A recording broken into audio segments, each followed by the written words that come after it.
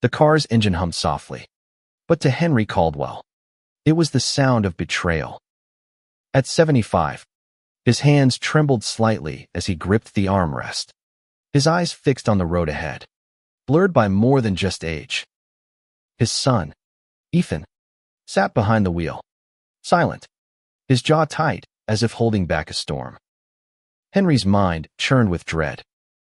For weeks, Ethan had been vague about this new place he'd found, a place where Henry could be taken care of. The word stung like a slap. A nursing home. That's what this was. His own son, the boy he'd raised through scraped knees and late-night fears, was abandoning him to a sterile room with strangers. His chest tightened, not from his heart condition, but from the ache of being cast aside. They pulled into a quiet suburban street in Portland, Oregon, lined with maple trees and tidy lawns. Henry braced himself for the sight of an institutional building, white walls, clinical smells, the kind of place where people went to fade away. Instead, Ethan stopped in front of a charming two-story house, its porch adorned with hanging flower baskets. A wooden swing creaked gently in the breeze. Henry frowned, his suspicion deepening. "What's this?" he rasped, his voice rough from disuse. Ethan turned, his hazel eyes catching the sunlight. "Dad, just trust me, okay?" There was a tremor in his voice, a plea that Henry didn't understand. He wanted to snap back, to demand answers, but something in Ethan's gaze, raw, unguarded, made him pause. They stepped out, Ethan guiding him up the stone path. The air smelled of fresh-cut grass and blooming roses, nothing like the antiseptic dread Henry had imagined. A young man, maybe in his early 30s, stood on the porch, his dark hair tousled, his smile warm but nervous. "Mr. Caldwell," he said, extending a hand. "I'm Lucas. Welcome home." Home. Henry's heart stuttered. He glanced at Ethan, searching for an explanation, but his son only nodded toward the house. "Let's go inside," Ethan said softly. The living room was bright, with large windows letting in golden light. Photos lined the walls, some of Henry as a younger man, laughing with Ethan's late mother, others of Ethan as a boy, grinning with missing teeth. But there were newer photos too, ones Henry didn't recognize, Ethan and Lucas, arms around each other, smiling at a beach, a park, a candlelit dinner. Henry's eyes lingered on one where Lucas was kissing Ethan's cheek, both of them radiant. His stomach twisted, not with disgust, but with a sudden, disorienting realization. "Dad," Ethan began, his voice shaking, "this isn't a nursing home. This is our home, mine and Lucas's. We want you to live with us." Henry's knees buckled, and he sank into an armchair.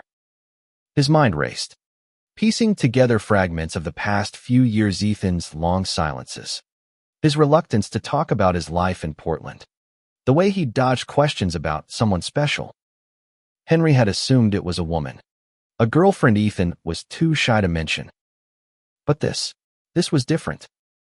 Lucas knelt beside him, his voice gentle. "Mr. Caldwell, we've been fixing up the guest room for you.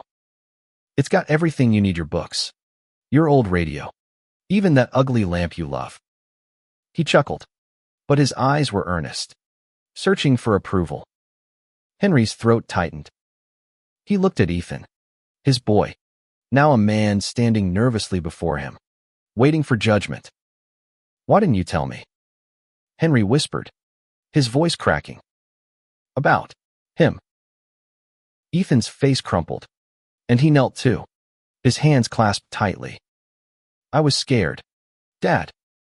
Scared you wouldn't understand. Scared you." He trailed off, but Henry knew the unspoken word, reject. The weight of it hung between them, heavy as the years of unspoken truths. Henry's gaze drifted back to the photos, to the love so evident in every frame. He thought of his own life, his marriage to Clara, the quiet nights they'd spent dreaming of Ethan's future. He'd wanted his son to be happy, to be loved. But this was a truth he hadn't prepared for. "I need time," Henry said finally, his voice barely audible. Ethan nodded, his eyes glistening, and Lucas squeezed Ethan's shoulder, a silent promise of support. As they led Henry to his new room, filled with familiar comforts, he felt the ground shift beneath him. This wasn't the end he'd feared. It was a beginning one he wasn't sure he was ready for. The guest room smelled of fresh paint and lavender, a scent Clara used to love. Henry sat on the edge of the bed, his fingers tracing the familiar quilt his wife had made decades ago. It was one of the few things he'd kept after her death, a tether to a life that felt simpler, clearer. Downstairs, he could hear Ethan and Lucas moving around the kitchen, their voices low but warm, punctuated by the clink of dishes.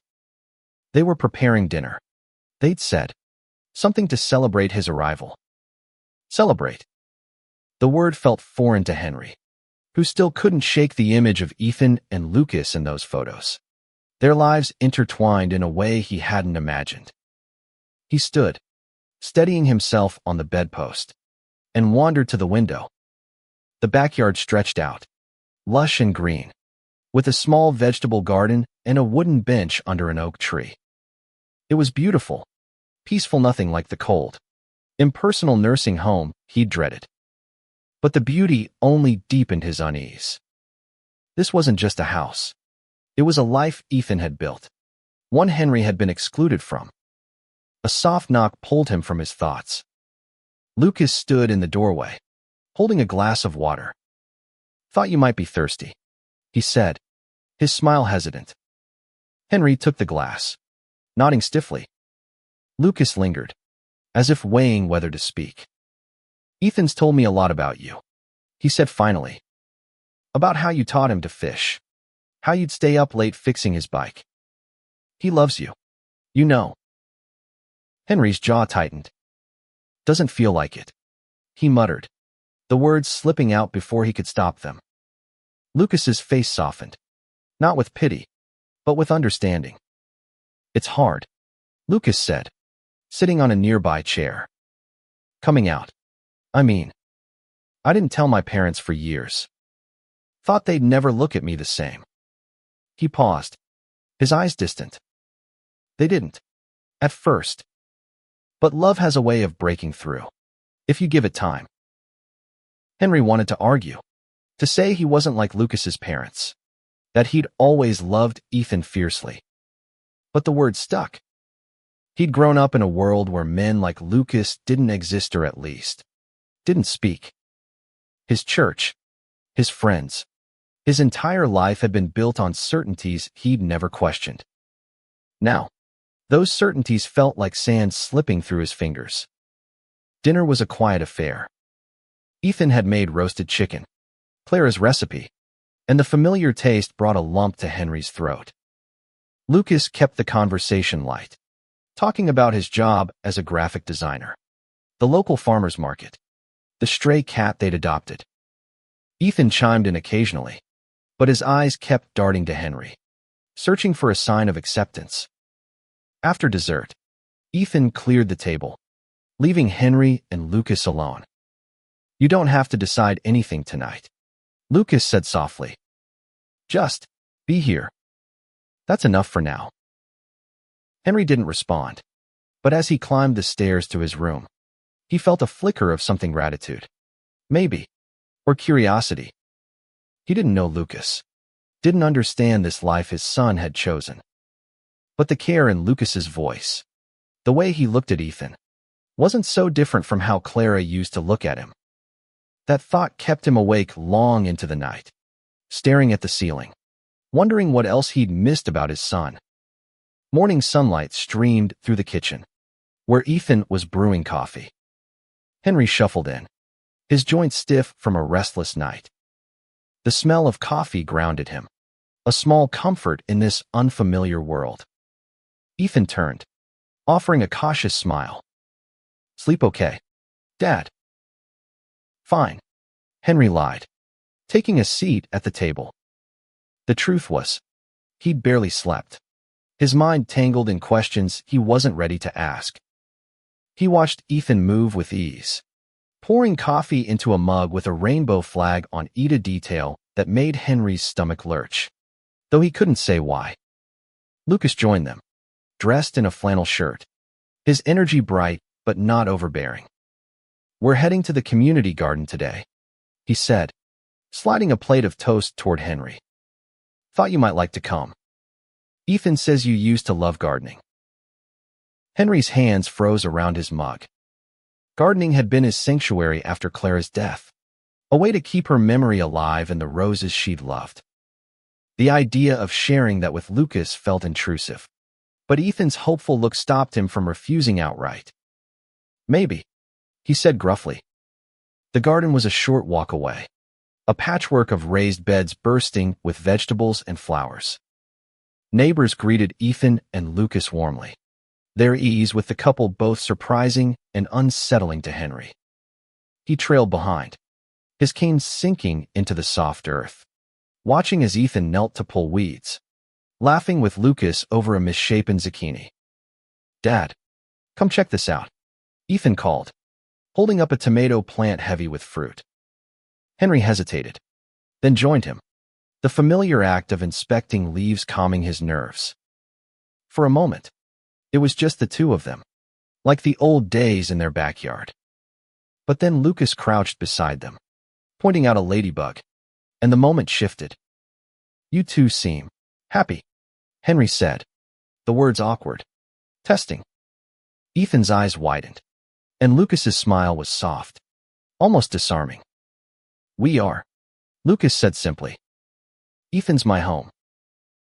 The words hit Henry like a wave. He thought of Clara, how she'd been his home, his anchor.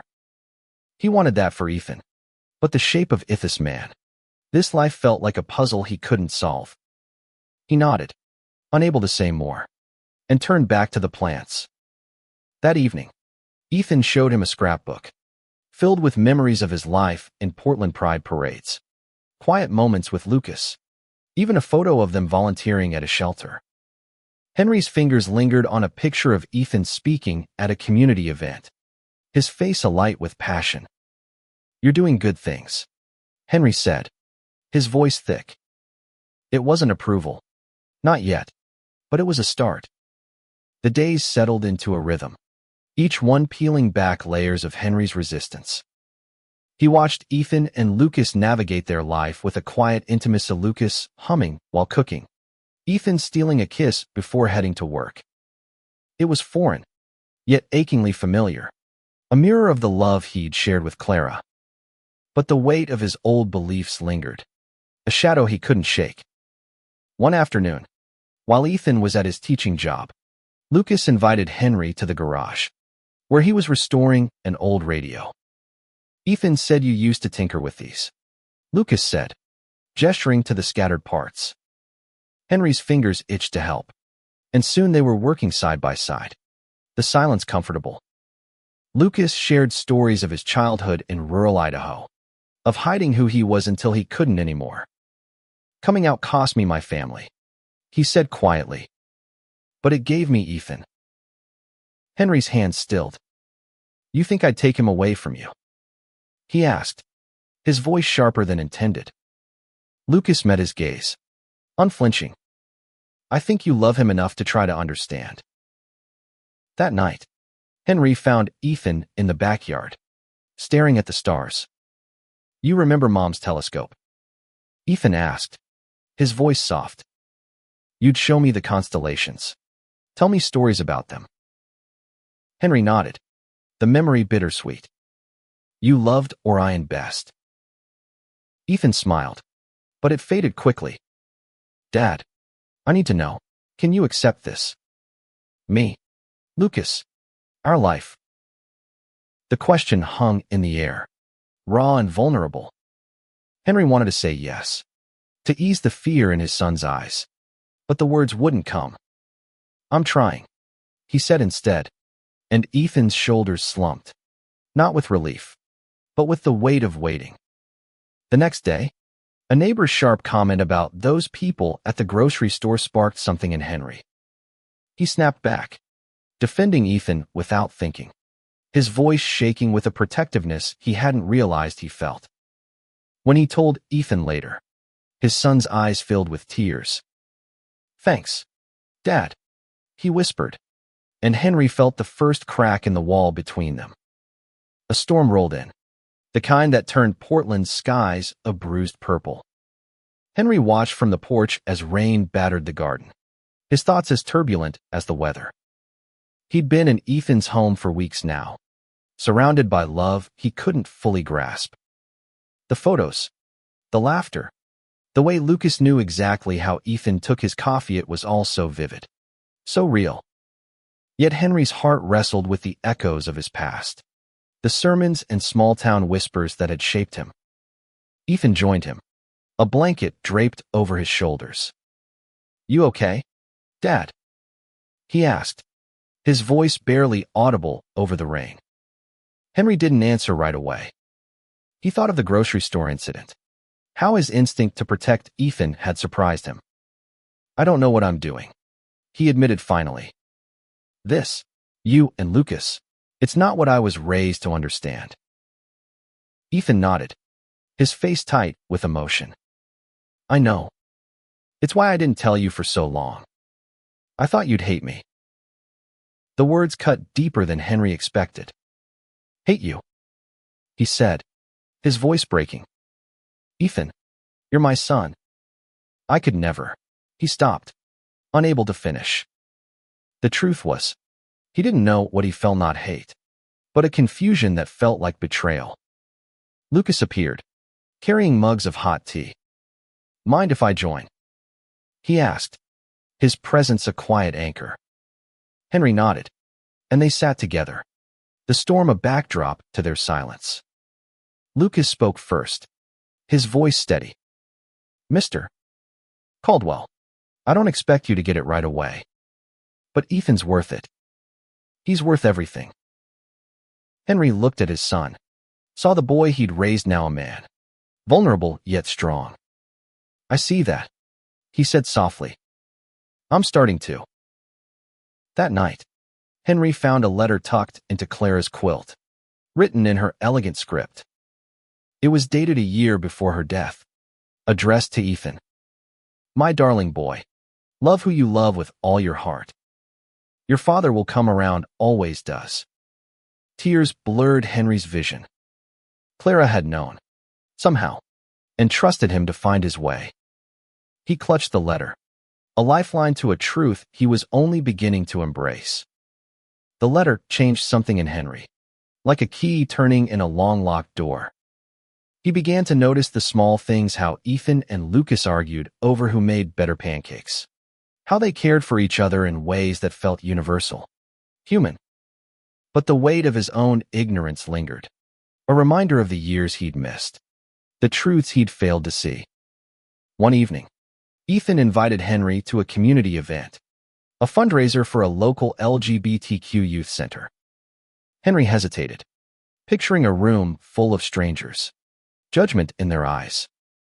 But Ethan's quiet plea, it'd mean a lot. Dad pushed him to agree.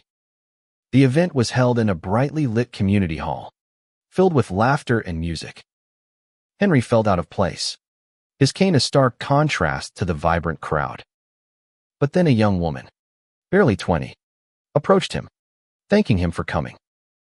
"It's amazing to see families here," she said, her eyes shining. "My dad still won't talk to me." Henry's heart clenched. He thought of Ethan, of the fear in his eyes when he'd come out. He found his son across the room, speaking passionately to a group of teens, Lucas at his side.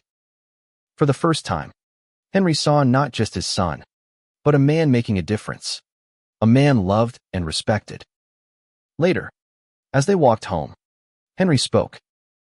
"I'm proud of you," he said, the words heavy with meaning. Ethan stopped, his breath catching. "Dad, I mean it," Henry said, his voice firm. "You're doing good. You and Lucas both." It wasn't full acceptance, Not yet, but it was a bridge. One Ethan crossed with a tight hug that left them both trembling. Back home, Henry sat with Lucas, asking questions he'd never dared before about their relationship, their dreams. Lucas answered with patience, his love for Ethan evident in every word. Henry listened, not just to understand, but to feel the weight of his son's happiness. It was a start, and for now, that was enough. Winter crept into Portland, the air sharp with frost. Henry's health began to falter, his heart condition flaring under the strain of change. Ethan and Lucas hovered, their worry palpable, but Henry waved them off, insisting he was fine. He wasn't, not physically, not emotionally. The journey to understand his son was exhausting, but he couldn't stop now. One snowy afternoon, Ethan took Henry to the hospital for a checkup. The doctor's words were grim. Henry's heart was weakening, and stress wasn't helping. Ethan's face paled, but he stayed by Henry's side, holding his hand like he had as a child. Lucas waited in the hall, giving them space, but never far. Back home, Henry found himself opening up, telling Ethan stories of his own childhood, of the fears he'd carried as a young father. "I wanted to do right by you," he said, his voice hoarse. "I thought I knew what that meant." Ethan's eyes glistened. "You did, Dad. You loved me." That was enough. The words unlocked something in Henry. He thought of Clara's letter, of her faith in him. That night, he asked Lucas to join them, and for the first time, he spoke openly about his struggle. "I was raised to think this was wrong," he admitted. "But I look at you too, and all I see is love. I don't know how to reconcile that yet." Lucas reached for Ethan's hand, his voice steady. "You're here, Mr. Caldwell. That's more than most." Henry nodded, tears spilling over. He thought of the nursing home he'd feared, the loneliness he'd imagined. Instead, he was here, surrounded by love he was learning to embrace. It wasn't perfect, but it was real. Spring arrived, painting the garden in vibrant hues. Henry's health stabilized, thanks to Ethan and Lucas's care. He spent mornings tending the roses, feeling Clara's presence in every bloom. The house, once foreign, now felt like home, not just a place, but a sanctuary of love and growth. One evening, Ethan and Lucas announced their engagement, their faces glowing with nervous joy. Henry's heart swelled, not with confusion, but with pride. He stood, pulling them both into a hug, his voice thick. "I'm happy for you," he said, and meant it. At the wedding, Henry walked Ethan down the aisle, his cane steady, his heart full. The crowd was a mix of friends, neighbors, and strangers who'd become family. Henry gave a speech, his words simple but raw. "I thought I knew what love was," he said, his eyes on Ethan and Lucas. "But you two taught me it's bigger than I ever imagined." As they danced under fairy lights, Henry watched, Clara's letter tucked in his pocket like a blessing. He'd feared losing his son to a nursing home, to a life he couldn't understand. Instead, he'd gained a family, a truth, a love that transcended his fears. The journey wasn't over, but for the first time, Henry knew he was exactly where he was meant to be.